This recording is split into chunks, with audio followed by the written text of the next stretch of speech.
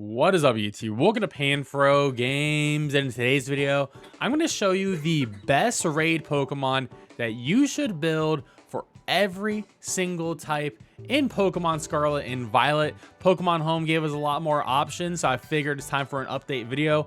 All these Pokemon in this video are going to be attacker focused. If you would like me to do some new supporters and things like that, let me know in the comment section below. And of course, guys, you're new to the channel, enjoy my type of content in general, please leave a like, subscribe if you're new. I really appreciate it, and consider joining the Pan fam today by hitting that join channel member button below. So let's dive right into our very first build, and we're going to be using Pokemon Showdown because I think it's like the easiest way to actually showcase all these builds instead of using the in-game menus. So we're going to be starting off with bug types right here, and the best bug type has just been added, and that is going to be Cleaver. Cleaver is an absolute monster of a Pokemon, and you want to make sure that you have his hidden ability, Sharpness. Sharpness powers up the damage of slicing moves by 1.5, which is huge. And we're going to be using the item Metronome. And the build's going to be pretty simple: max HP, max attack, adamant nature. And with the TERA bug, I'm not going to lie, you only actually need the move Fury Cutter. Fury Cutter is a phenomenal move, and with the sharpness boost, with the metronome boost, stab, and then the TERA boost, you're gonna actually probably knock out most things that are weak to bug by probably turn 4, turn 5 without a Swords Dance or anything like that. The damage on this is gonna be insane. The only thing that can stop you is if Fury Cutter misses. It's a 95% accurate move, so it could miss each turn. But seriously, absolute monster. Do not sleep on Fury Cutter, Sharpness, Metronome, Cleaver. This thing is an absolute beast of a Pokemon. And the best rock attacker is also Cleaver here. A little bit different of a build. It's the same stats, so if you want to use the same Cleaver, you actually really could. The only difference I would change is, one, the TERA type to rock, of course. I want to change that TERA type. And then the item's gonna be Shell Bell, because we need a little bit more sustain here, because we're gonna use Swords Dance probably on turn 1, and then Stone Axe is the signature move of Cleaver, and Stone Axe does get the sharpness boost, so instead of getting that 1.5 times boost, so that's gonna make us hit, I believe, like for 105 damage with Stone Axe, which is gonna be absolutely insane. We don't really care about setting up the Stealth Rocks, but it's pretty solid. Not going to really matter in a raid. 90% accuracy is actually really good for a rock type move. Of course, you could go with Stone Edge as well. Has a high crit rate, but 80% accurate. So I actually think Stone Axe is better just because you are getting the sharpness boost on top of it, but you're just not getting that high crit. But yeah, Cleaver, absolutely monster of a Pokemon that base 135 attack. So you'll be good to go with that.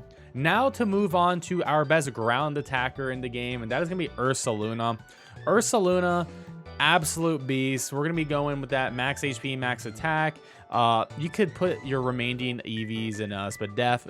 You know, normally you can do actually 248 HP, but if you do 252 HP, it pretty much works the same. It's a little bit more optimal to go 248 at the end of the day. And Terra Ground, of course. And our items will be Flame Orb and Guts. This is actually going to give us a massive boost to our attack damage, which is going to be really phenomenal. And we're going to have Belly Drum, because Belly Drum crazy. Turn 1 Belly Drum, and then you just turn to Headlong Rush, because we're going to be Ground Terra, and most things will die from that. Facade and Drain Punch are going to be excellent coverage moves. I mean, Stab, Facade, insane, absolutely insane, because it does get the stab boost, it does get the guts boost on top of that, making this a 140 move as well. Then Drain Punch for that sustain. And Ursaluna is also the best normal type attacker, because once again, Facade is a crazy move. Facade is going to be doing 140, and we got that guts boost on top of it, and we have Belly Drum, and we're max attack, adamant nature, and good to go. Normal Terra, of course, if you want to run this one. You don't really need to do it, but you know, you can if you want to. Now for the best ice attacker in the game, and that's going to be Calyrex Ice. Make sure that you have both Calyrex and Glacier so you can get the item to fuse them together to make this one Pokemon. And we're going to be popping off here with this 165 attack stat. So we want a max attack, max HP, adamant nature. And we have Swords Dance, so you can probably just set up a Swords Dance on turn 1 and then Glacial Lance through everything. It's just a 120 physical ice move that has no drawback, which is absolutely insane. You are a little bit slow at 50 speed, so you can pop an agility if you want to get a little bit faster, but you don't really need to do that. And Zed Headbutt just for the stab. I think Life Orb may be the best item on this thing just because you already have really good defenses and you already have high HP, so you're not going to really need Shell Bell sustain, but you can put Shell Bell here if you would like, but I think a little bit more damage is going to be a little bit better. It'll make your things a little bit faster. And then the other Calyrax Shadow Rider, is going to be the best ghost type attacker in the game. And very similar, max HP, max special attack with that 165 special attack. Modest nature, of course. And we have Nasty Plot. So Nasty Plot, then hit Astral Barrage, which once again, a 120 move. With special this time, with no drawback, so we just pop off with that. Psychic or Side Shock will be our secondary move here, or you can have both. And then for a coverage move, you can put like Agility, or no, Energy Wall, I mean. And for your item, you can either put Shell Bell or Life Orb. We are a little bit more frail than our Ice type counterpart. So Shell Bell could be a little bit more useful, but if you want to pop off and do more damage, then I would recommend Life Orb in this case. Now for our best psychic attacker, which I do believe is going to end up being Mewtwo. Now, Mewtwo may not actually be the best in terms of raw numbers versus something like Hoopa Unbound and Calyrax Shadow Rider, but it does have some unique traits to it. So one, Nasty Plot is going to be phenomenal for setting up, and we do have a recovery move, so we don't actually have to rely on Shell Bell if we want to get that HP back. We can just use Recover on ourselves, which means we can use Life Orb as our damaging item here. The big thing is we have Size Strike. Size Strike is just a better Size Shock, but does 20 more damage than Size Shock. And then we can carry Psychic here as well. So with the Size Strike and Psychic option, it actually ends up making Mewtwo the best Psychic attacker straight up. And of course, TERA Psychic. And we're going to be going max HP, max special attack, modest nature, of course. And because, once again, the Size Strike is going to be allowing you to target the defenses of Pokemon, and then Psychic allows you to go for the special defenses of Pokemon. So the most utility for Psychic type attackers is really going to be Mewtwo. But then we have Hoopa Unbound, which, once again, you could use this for your Psychic attacker, but I do think this is going to be the best Dark attacker in the game. We're going to go max HP, max special attack, modest nature with Shell Bell, because we are pretty frail at the end of the day. 60 defense is pretty bad, so we do want to get that HP back if we face something that can hit us on the physical side. Dark Pulse and Nasty Plot is going to be our main combo here. You can use Psychic or Size Shock on this other Psychic move slot here. And then for the last move, you can go for Reflect. You could go with Calm Mind if you want. There's a lot of different options here as well. I mean, Focus Blast, Energy Ball, and there's a lot of different things. But I think its special attacking is way better than its physical attacking side for Hoopa Unbound.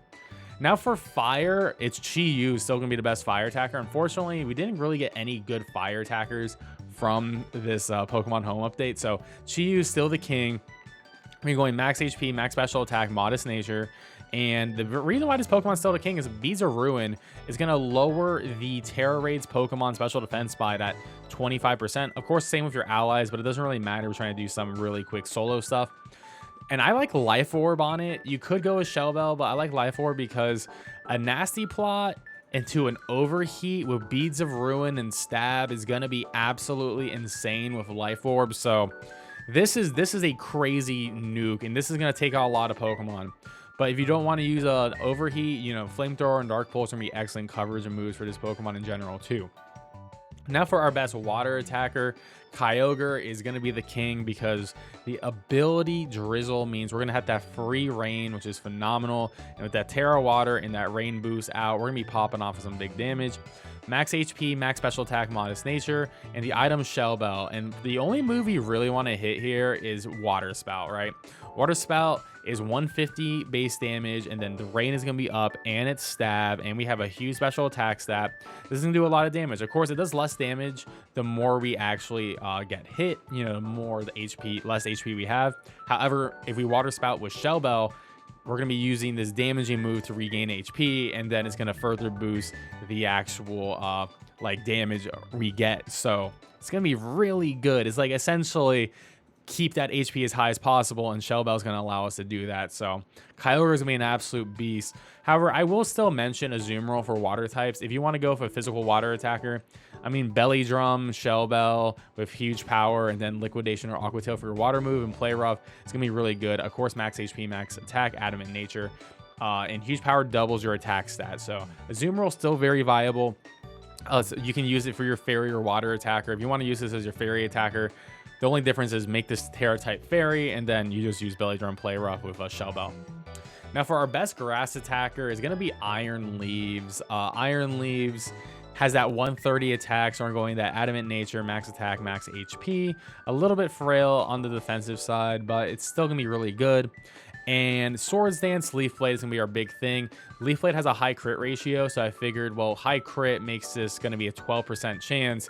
If we have the item Scope Lens, that's going to make it 50% chance Leaf Blade is going to crit, and a crit is going to do massive amount of damage. So there's a little bit RNG, but 50% chance of you critting is a really high odds of that actually happening. So I would recommend going to Scope Lens, but if you don't want to go Scope Lens, I do recommend Shell Bell for that HP sustain then. Now for fighting types, we're going to go with Iron Hands. I mean, once again, the classic Iron Hands, max HP, max attack, adamant nature.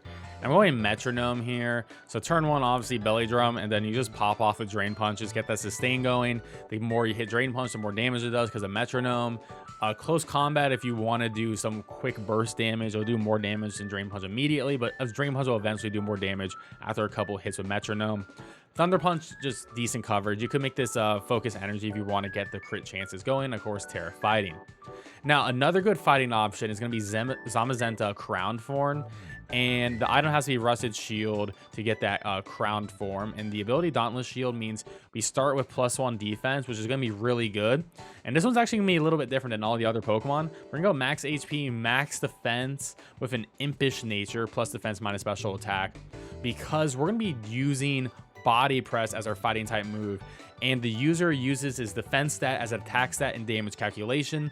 So we have a 416 stat right here, and not even including the +1 defense. So if you want to set up, you would turn 1 Iron Defense or +3 defense, and then you start hitting Body Press, and you're doing a lot of damage. So if you want a different option to Iron Hands, I recommend Zamazenta because he has just a lot of great bulk in general, and it's just a pretty unique Pokemon here too. Now, of course, Zacian is going to be definitely one of the best Pokemon that has been added to the game. And for our Steel type attacker, I can definitely say this is going to be our best Steel type attacker for sure. Rusted Sword to get the crown form, and the ability Intrepid Sword means we get a +1 attack at the start of the battle, which is phenomenal. Max HP, max attack, adamant nature. Swords Dance turn 1, and then from there we're gonna be at +3 on turn 2, and then you want to hit Behemoth Blade, which is a 100 physical damage attack, which is absolutely insane for a Steel type move and has 100 accuracy. Coverage, Play Rough, and then Sacred Sword. Now if you want to do Fairy Attacker, it's going to be the exact same build, except you're going to be Terra Fairy with Zacian. Then if you want a different option for like a special Fairy Attacker, Magearna is going to be a really good option here with the Terra Fairy. Soul Heart is crazy good. This Pokemon special attack is raised by 1 stage when another Pokemon faints. So especially during solo play, when your AI allies are fainting a lot, Soul Heart's going to be popping off, which is actually going to be really good. So you get those special attack boosts without having to set up. And Life Orb, because we do have Draining Kiss to get that HP recovery back, and Soul Heart's going to further increase the damage of that Draining Kiss. Max HP, max special attack, modest nature. We do have Calm Mind for setting up if you would like to, but I really think you can just honestly set up a Calm Mind turn 1 and then start hitting Dazzling Gleams and then get enough special attack boost and then pop off with your signature move, Floor Cannon, which is a Fairy type 130 special attack special attack move. However, it does lower your special attack stat by 2, so keep that in mind. Then our best poison type attacker is going to be Iron Moth. I originally had Eternatus here. But the thing is, Eternatus has no setup moves, and it also did not have Acid Spray. Iron Moth may not be able to set up well, but it does have Acid Spray, which means you can at least lower the special defense of the opponent, which is essentially like a way you're setting up, but you know, it sort of sticks harder onto your opponent. And we have Sludge Wave for that massive amount of damage, 95 poison damage there. Fiery Dance has a 50% chance of actually raising our special attack stat by 1. So you do have a sort of bad way to set up your special attack stat. And then Morning Sun for healing. So because we have Morning Sun for healing, we can go with Life Orb here. It feels more confident to do that. And just the standard max HP, max special attack, modest nature with the Poison Terra. And now for electric types, Miraidon is probably going to be the best one at the end of the day, especially on the special side. We're going to be going with that max HP, max special attack, modest nature. And I like Life Orb on it just because we do have Parabolic Charge to get that HP sustained back. So we can really just do more damage with Life Orb. Con Mine is our setup move, and Electro Drift is going to do massive amount of damage. And of course, because we are using an electric type Pokemon, that has the electric terrain up, and of course, we're going to bring this one. It's going to do super effective damage. Electro Drift is going to do so much damage. We can also use Metal Sound to lower the Spadef by 2 as well, so if we want to set up that way, we're allowed to do that. Now, another option for an electric type, you want to go somewhere a little bit different. You can do Thunderous Therian form. It does have 145 special attack, which is higher than Miraidon's, but Miraidon does set up that electric terrain, and it does have a better signature move, which sort of ends up doing better damage, but you can go this way and set up Nasty Plots. So I would say probably at least 1 Nasty Plot on turn 1, or maybe turn 1 Nasty Plot, turn 2 Nasty Plot, and then start hitting big Thunderbolts. We will need Shell Bell because we are pretty frail at the end of the day. But yeah, we're still gonna go max HP, max special attack, modest nature. If you want to hit Thunders, you could use a Rain Dance and then use Thunder if you want to go down that route. The other moves you could use is like Grass Knot, or you could use something like Focus Blast. And for the last electric attacker, Iron Hands, of course. If you want the physical electric attacker, Belly Drum, Thunder Punch with Metronome, max HP, max attack, Adamant Nature, of course. You won't get HP sustain with Thunder Punch. However, you could use Drain Punch to get HP back whenever you need to, or you can change your item to Shell Bell, so Thunder Punch gives you back that HP. Now for the best flying attacker, that is going to be Rayquaza. Rayquaza, max HP, max attack, Adamant Nature. We're going to have Shell Bell and, of course, TERA Flying. Swords Dance is going to be our setup move on turn 1. And then if you didn't know, Dragon Ascent is going to be our main damaging move. It's flying type close combat, which is really good. Now, if you are not comfortable with lowering your defense and special defense by 1, after doing 3 Dragon Ascent attacks, you can use your TERA to become TERA Flying Rayquaza, and then you can start hitting TERA Blast, which, because our attack stat is higher, it will be a physical attack, but it will be doing 80 damage. But yeah, Rayquaza, by far the best flying attacker in the game. And then Rayquaza is also our best dragon attacker in the game, because there's a couple other dragons, but they can't really set up here. Dialga can't set up, but you know, Rayquaza here, Swords Dance with Outrage is going to be phenomenal. If you don't want to use Outrage, you can use Dragon Claw. And once again, max HP, max attack, Adamant Nature, and with Shell Bell. And if you want a different option for your dragon attacker, you can go Palkia Origin Form with max HP, max special attack, modest nature. We don't have a way to set up, unfortunately, and we're gonna have to use Lustrous Globe, which increases the water and dragon type attack damage we do by 1.2. But that Spatial Ren's gonna do a lot of damage, and it has a high crit ratio. It's 100 damage. It doesn't drop our stats. If you want to go for a nuke, you could go for Draco Meteor, but it does drop your special attack by 2. Well, there we have it, guys. That is the best Pokemon per type for TERA rating. I hope this video was really helpful for you, and if it was, please leave a like, subscribe if you're new. I really appreciate it. Let me know in the comment section below what other raid videos you want to see, or maybe competitive Pokemon videos you want to see with these new Pokemon, because there's a lot of things we can dive into. Anyways, guys, I'll catch you guys next time. Peace out and have a good one.